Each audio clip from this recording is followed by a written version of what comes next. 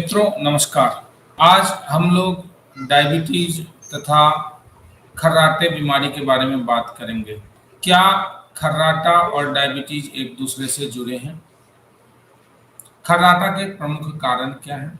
खर्राटा और डायबिटीज का इलाज में हमें क्या-क्या प्राथमिकताएं रखनी पड़ती हैं?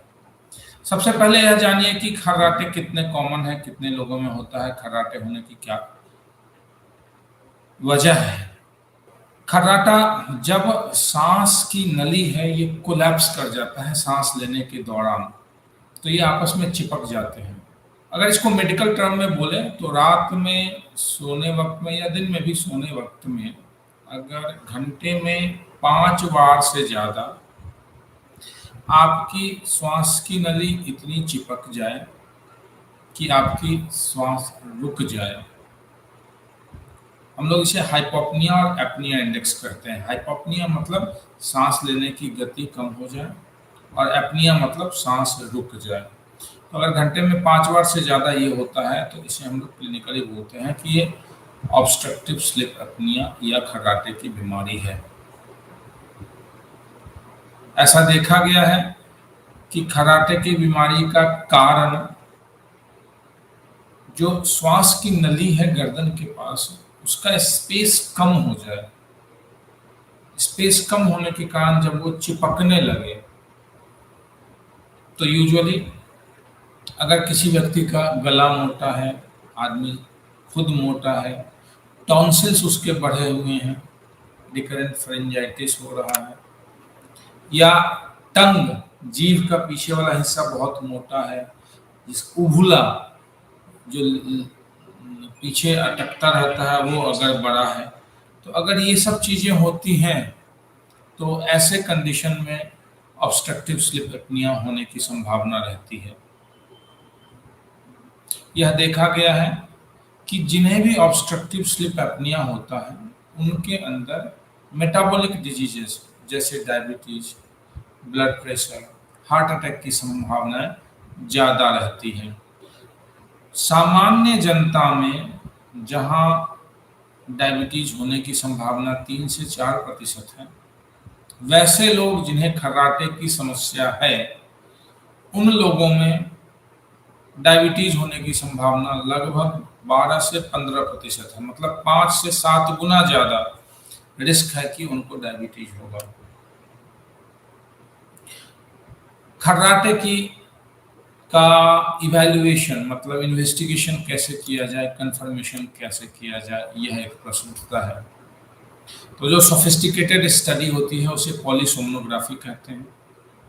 उसमें पेशेंट हॉस्पिटल में आता है और उनके ऊपर लगभग 12 से 15 इलेक्ट्रोड लगाए जाते हैं जब वो सो रहा होता है, और including EEG, ECG, pulse oximeter, nozzle crown, ताकि यह देखा जाता है कि रात को सोते वक्त उनके श्वास की गति में क्या अंतर पड़ रहा है, सांस की गति कितनी बार रुक रही है, सांस की गति रुकने के वक्त उनका पल्स ऑक्सीमीटर में ऑक्सीजन सैचुरेशन कितना है, उनका हार्ट रेट कितना घट बढ़ रहा है और उनके ब्रेन में क्या एक्टिविटीज होती है। तो इसे पॉलीसोमनोग्राफी कहते हैं। परंतु गरीब लोगों में या जिनके पास ये पॉलीसोमनोग्राफी की सुविधा नहीं है उनके लिए एक सिंपल टेस्ट होता है कि रात में सोते वक्त सिर्फ पल्स ऑक्सीमीटर लगा दें और व्यक्ति जिस समय खर्राटा ले रहा है उस समय उनका ऑक्सीजन सैचुरेशन कितना जा रहा है। अगर उनका ऑक्सीजन सैचुरेशन 90 के नीचे जा रहा है खर्राटे के दौरान और उनकी सांस रुक रही है तो उनका डिटेल इन्वेस्टिगेशन करना चाहिए। चूंकि खर्राटा विभिन्न बीमारियों से जुड़ा हुआ है, अगर खर्राटे का उचित इलाज किया जाए तो इन बीमारियों का रिस्क जैसे हार्ट की समस्या, ब्लड प्रेशर की समस्या, इन सब चीज़ों में निदान होता है। प्लस ओवरऑल देखा गया है कि क्वालिटी ऑफ लाइफ भी सुधर जाता है। ऐसा अक्सर देखा गया है कि खर्राटे के पेशेंट जहां रात में इफेक्टिवली सो नहीं पाते हैं, दिन में वो उनमें चिड़चिड़ापन रहता है, उनका व्यवहार बहुत चिड़चिड़ा रहता है, थकावट, कमजोरी, दिन में सोने की इच्छा, ये सारी चीज़ें उन्हें होती रहती हैं। तो ऑब्स्ट्रक्टिव स्लीप एपनिया का जो अभी गुड लाइन ट्रीटमेंट है वो कंटिन्यूअस पॉजिटिव एयरवे प्रेशर, जिसे हम लोग सीपैप भी कहते हैं। एक बेसिकली नॉन इन्वेसिव वेंटिलेटर होता है, छोटा सा मास्क यहाँ लगा दिया जाता है रात को सोते वक्त। और ये हमारे श्वास नली के अंदर पॉजिटिव प्रेशर बना के रहता है ताकि श्वास की नली चिपके नहीं। सो ये एक बेसिक तरीका है, इसी के द्वारा सीपैप के द्वारा खर्राटे का इलाज होता है। कुछ लोग ऐसे होते हैं जो सीपैप टॉलरेट नहीं करते हैं, क्लॉस्ट्रोफोबिया मतलब उन्हें डर लगता है, भय लगता है, मास्क से कंफर्टेबल नहीं होते हैं। तो वैसे में एक ऐसा डिवाइस होता है जो मैंडिबल को आगे खिसका देता है। ये मैंडिबल आगे खिसक जाएगा तो आपके श्वास लेने के लिए जो फेरिंक्स होता है, फेरिंक्स में स्पेस ज़्यादा बन जाता है तो सांस लेने में दिक्कत नहीं होती। अगर ये दोनों चीज़ फेल हो जाए तो बहुत सारे सर्जरी होते हैं, जैसे पैलेट, उवुला और फेरिंग्स, उसकी सर्जरी करके स्पेस को बड़ा किया जाए या मैंडिबल मैक्सिला को रिपोजिशन कर दिया जाए ताकि जो आपके श्वास लेने की नली है उसको चौड़ा किया जा सके और आपको सांस लेने में दिक्कतें ना हो। तो ये सब तरीका है जिसके द्वारा खर्राटे का इलाज किया जा सकता है। अब एक बहुत ही महत्वपूर्ण चीज़ हमें बता दें, ये तो टेक्निकल चीज़ें जब हमने बता दी, मोटापा खर्राटे की सबसे बड़ी वजह है। Most common cause is obesity. और ऐसा देखा गया है कि चाहे कुछ भी इलाज कर ले, आप ओबेसिटी को कंट्रोल करने का कोशिश करें। अगर आप ओबेसिटी कंट्रोल करते हैं, मोटापा कंट्रोल करते हैं, that should be the integral part of treatment of obesity. मोटापा से आप ब्लड प्रेशर कम कर रहे हैं, ब्लड शुगर कम कर रहे हैं, खर्राटा कम कर रहे हैं, overall quality of life improvement होता है। तो किसी भी खर्राटे से रिलेटेड बीमारी में ओबेसिटी का ट्रीटमेंट, मोटापा कंट्रोल करना एक बहुत ही महत्वपूर्ण इशू है।